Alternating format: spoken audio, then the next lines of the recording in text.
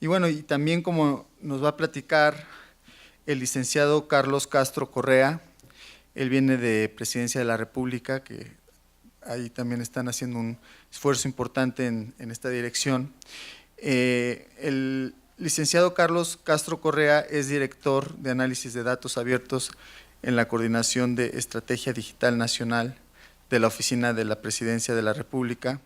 Estudió la carrera de Matemáticas Aplicadas en el ITAM en el periodo 2007-2012. Tiene una amplia experiencia en el análisis de datos y estadística.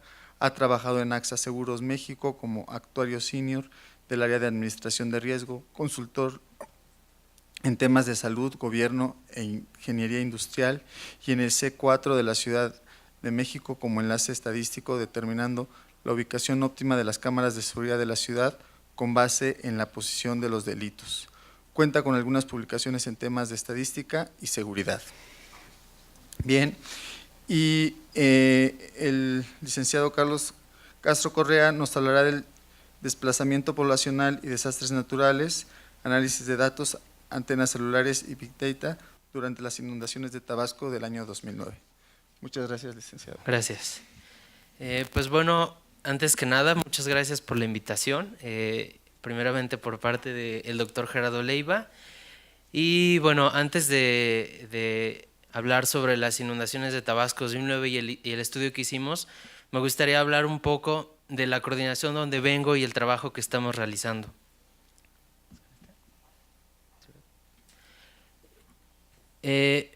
Primero que nada, nuestra oficina es la encargada de implementar por primera vez una política nacional de datos abiertos en México.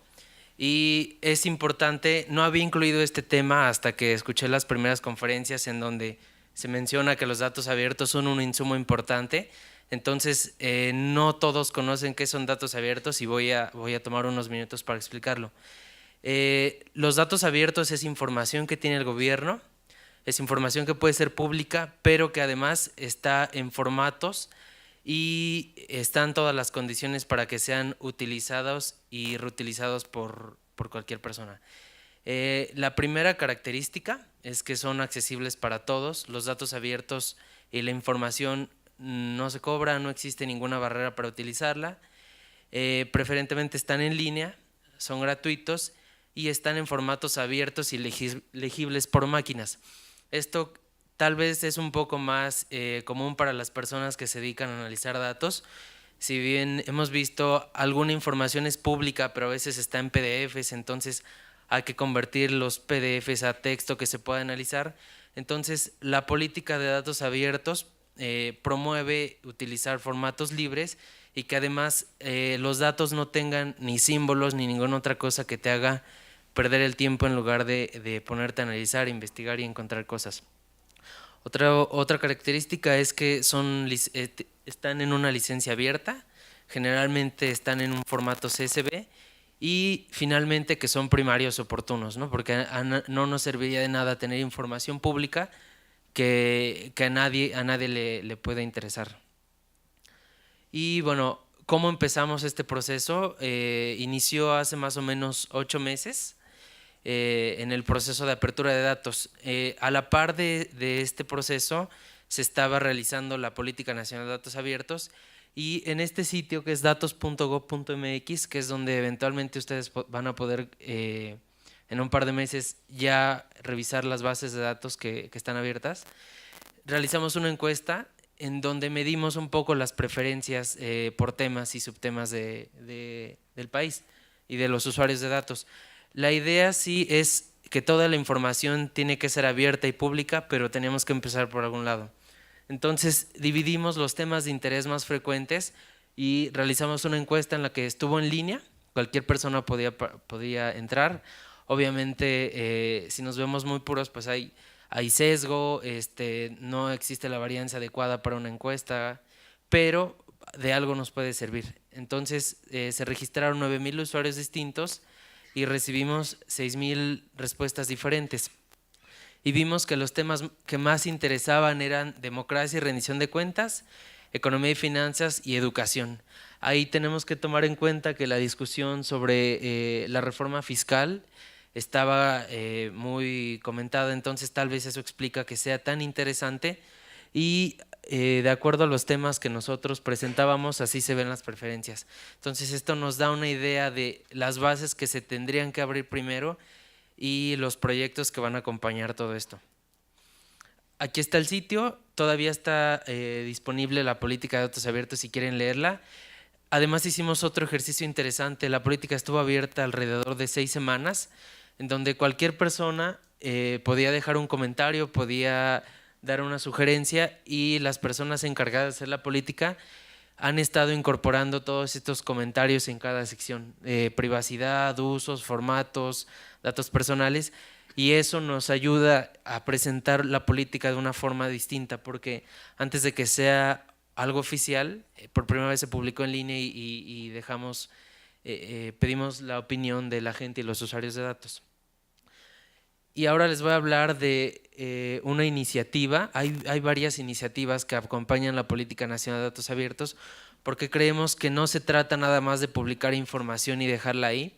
También entendemos que hay distintos niveles de usuarios de datos, gente que puede bajar información y puede hacer estadística, puede hacer las técnicas que ahorita mencionaban, y gente que no le interesa tanto, que no es tan técnica, pero que aún así quiere ver datos. Entonces, ahorita les voy a hablar un poco de las demás iniciativas, pero esta es Datos para el Desarrollo. Y ocurrió, quisimos analizar la dinámica poblacional en el año 2009 en Tabasco y lo hicimos a la par junto con Global Pulse, que es el laboratorio de análisis de datos y Big Data de la ONU, y además utilizando información de la Dirección General de Protección Civil, el INEGI, CONAGUA, la Secretaría de Relaciones Exteriores y CENAPRED. Antes de empezar quiero explicar cómo es la estructura. Global Pulse es, digamos, el intermediario entre las fuentes de información, en este caso un donante de datos, que para este ejemplo fue datos sobre consumo en Telefónica, y de aquel lado la oficina de la presidencia, y ahorita les voy a explicar la estructura. Nosotros quisimos estudiar las inundaciones de Tabasco en el año 2009. Específicamente el día 28 de octubre entró el Frente Frío número 9 y 3 días después llegó a las costas del estado de Tabasco. Según información del Servicio Meteorológico Nacional, llovió 4 veces la cantidad que se espera en ese tiempo, y ahí vemos, digamos, como un mapa, como un heat map de la precipitación acumulada cerca de Tabasco. Ahora vamos a hablar de los datos. Los datos son respecto a la localización de las antenas telefónicas. Tenemos la latitud, longitud y el área de cobertura de cada antena, al cual la vamos a decir como célula a partir de ahorita. La antena que da cobertura a cada celular es asignada con base en el tráfico y en la posición geográfica de cada usuario. Aquí es importante puntualizar 2 cosas. En primera, que los datos anonimizados estuvieron siempre en poder de Global Pulse, el laboratorio de la ONU que fue como el intermediario para procesar la información, y de nuestro lado quedó un poco más la labor de investigación de la información del gobierno, la información de México y las preguntas de investigación. Entonces, siempre estuvieron los datos ya anonimizados en Global Pulse, encriptados por número de usuario, pero aún así nosotros esa información nos sirve para detectar desplazamientos a partir de que llega una inundación. Hay otros datos como imágenes satelitales, como hace rato mencionaban, todos los recursos, además de los datos abiertos y los datos privados, también incorporamos imágenes satelitales, información sobre precipitación pluvial y algo muy importante que son los datos de protección civil que nos decían en dónde estaban los albergues y refugios temporales y cuál fue la población afectada. El censo del INEGI 2010 que nos va a ayudar a validar la significancia de los datos sobre consumo celular en esa región. El sistemas de información geográfica como carreteras, calles y redes hidrográficas, y otra información contextual como el Atlas Nacional de Riesgos e información georreferenciada de noticias y periódicos que nos ayudan a encontrar lo que estos datos nos dicen. Una buena práctica en un estudio o una investigación como esta es fijar las líneas o las preguntas de investigación. Nosotros queríamos entender primeramente cuál es la dinámica social durante un desastre natural y si tiene alguna relación con el comportamiento en las llamadas que se realizan. También queremos saber si la información de las antenas telefónicas nos puede ayudar para mejorar la respuesta ante un nuevo desastre natural y qué tanto contrasta esta información con los registros oficiales que tiene el gobierno como Segov y Protección Civil, y también cuáles son los patrones usuales de comunicación en la región. Hay varios problemas que surgen a partir de una emergencia, como ustedes han de saber. Cuando un lugar se declara con estado de desastre, pues entra el Fonden y a partir de ahí recursos inmediatos, apoyos, albergues, pero identificamos 5 problemas. Falta de información, siempre hay mucho problema en abastecimiento y envío de recursos, la población está incomunicada, no existe a veces una buena logística para el envío de recursos y víveres por la emergencia y por la situación, y que además las carreteras, puentes y accesos a los lugares quedan destruidos o están totalmente inundados. La metodología fue primero ver en esta gráfica, presentamos en el eje Y la población por municipio de Tabasco, de acuerdo al censo del INEGI en el 2010, y en el lado derecho tenemos los usuarios de telefonía celular en esos mismos municipios. Aquí lo único que hicimos fue hacer sencillamente una regresión y el valor de R cuadrada nos decía nada más que los datos se ajustaban muy bien, entonces que no estábamos tomando una idea tan descabellada, analizar la movilidad con base a esta muestra de las antenas celulares. Entonces, esta fue la primera comparación que hicimos con datos oficiales.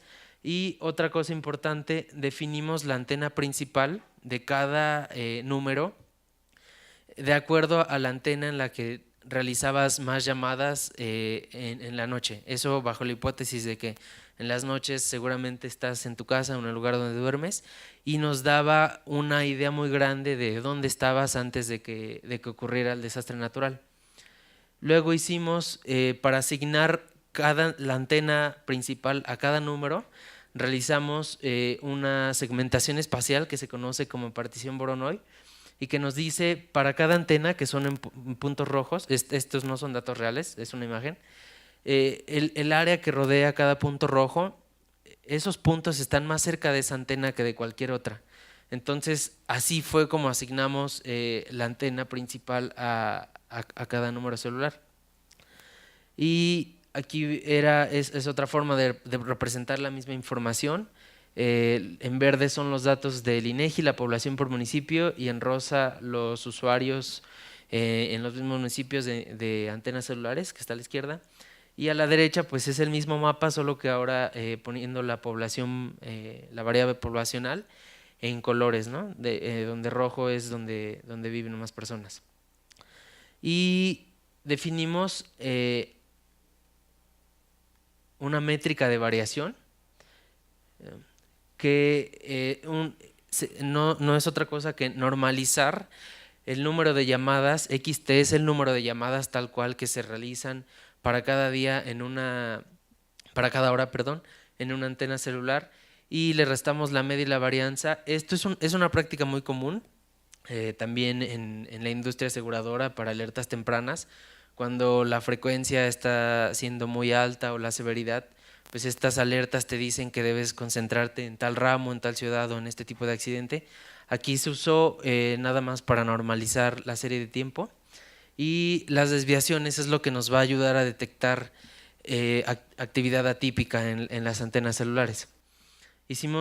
Graficamos la antena de variación, pusimos ahí 2 eventos que generalmente se consumen muchísimo las llamadas, por ejemplo en Navidad, y cómo se compara la actividad que hubo en la Navidad con la actividad que hubo durante la inundación, y también periodos atrás y periodos adelante, que demuestra cómo la inundación, digamos la actividad en las antenas celulares es como una forma distinta de ver esta inundación. Y solo como contexto, la métrica de variación se realizó desde julio hasta abril del siguiente año. Esto es una visualización de los desplazamientos que realizaron por las noches durante la inundación. A la izquierda podemos ver un periodo de tiempo dentro de la emergencia. Vemos cómo se dispara todo y un periodo aleatorio que obviamente se hace como mucho menos severo los desplazamientos. En color rojo significa gente que está saliendo y en amarillo son desplazamientos desde un lugar a nuevos lugares de residencia. Y no sé si tengan un video que puse. Esta es una forma alternativa de ver cómo va cambiando la actividad. Del lado izquierdo están los municipios que van a ser más afectados. Se ve ahí estas variaciones. Y pusimos primero el periodo de desastre natural y después viene el periodo de Navidad, para que veamos cómo se comporta durante 6 meses la actividad en esa región. En Navidad es todo, no solo una parte.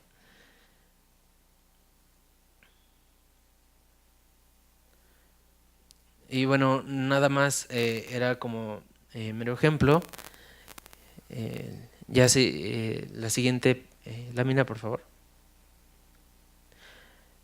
Esta es la misma información, como les comentaba, los municipios de Cárdenas y Huimanguillo, que son a la parte izquierda más cercanos a Veracruz, son los que resultaron más afectados y coincidieron puntualmente con las zonas en donde hubo más actividad, más cambio de actividad.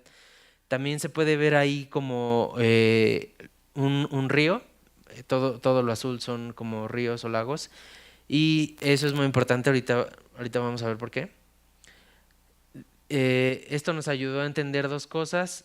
Uno, respecto a la distancia, que vimos que el 70% de estos usuarios se desplazó menos de 10 kilómetros desde su antena principal y el 3% tuvo que desplazarse más de 100 kilómetros. Eso se explica porque generalmente o en algunos casos, cuando llega una inundación al lugar, hay gente que prefiere irse a otro estado, que prefiere irse con un familiar que vive muy lejos, pero hay gente que también responde bien a los albergues y refugios temporales. Y otra cosa importante es el tiempo. El 70% de los usuarios afectados por esta inundación tardó menos de una semana en regresar a casa y el 7% tardó más de un mes. Esto nos sirve porque muchas veces hay que cuantificar los recursos, los insumos que se necesitan enviar y a veces no se sabe ni dónde ni cuántos. Entonces, estas distribuciones de distancia y de tiempo nos pueden ayudar.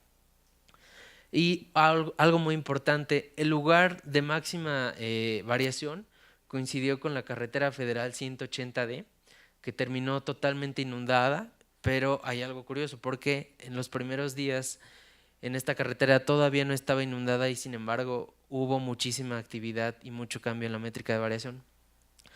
Y esta es una gráfica que corresponde a 6 diferentes antenas, ahorita vamos a ver en dónde se localizaban, y es graficado por tiempo, en color azul la precipitación pluvial y en color rojo la métrica de variación en cada antena.